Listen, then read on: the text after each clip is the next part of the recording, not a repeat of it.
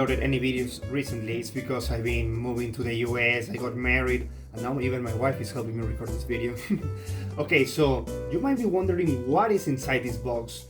Well, it's the new Predator Helios 300 from the year 2019.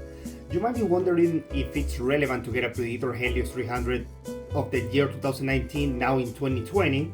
Well, for me it is, and later I'm going to explain why in another video. But for now, let's make the unboxing. Okay, so let's see what's inside this box. That just arrived a few minutes ago.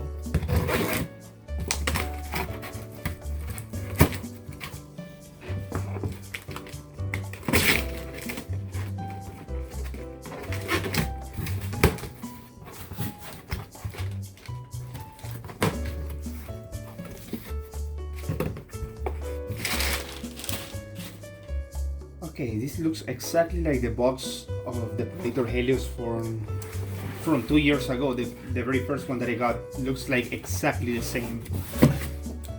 It's like a suitcase type of box.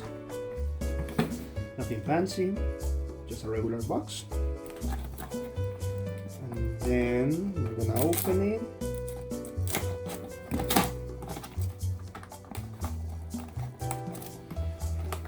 I hope that I don't bamboozle this box. Okay, and inside of here we got another box. A box inside a box. Okay, so, and here must be like a power brick. Okay, so the first thing that we find here is an envelope that I guess that has the instructions. Yeah, the instructions. Like your Predator Premium Service warranty card thingy. Now it's in blue.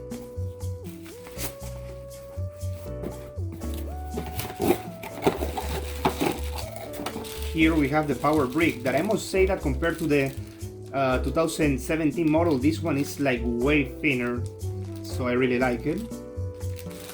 And here it is, the star of the show. Open here, open here. Oh, this logo it's shining in blue.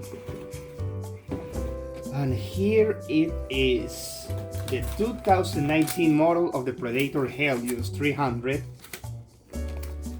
This one is the Core i5 model, the 9th generation Core i5.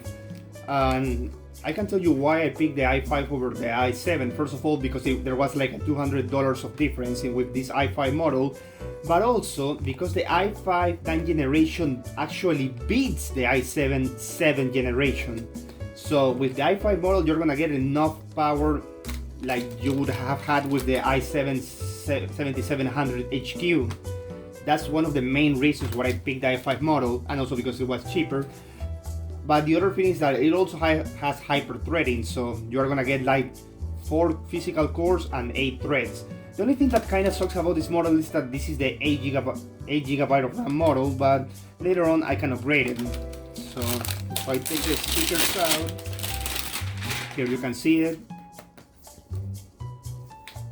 I must say that this feels more plasticky than the model last year, because the last year model, well, I mean the 2017 model was made of metal, and even if it kind of feels like metal, it feels like a little bit more plasticky.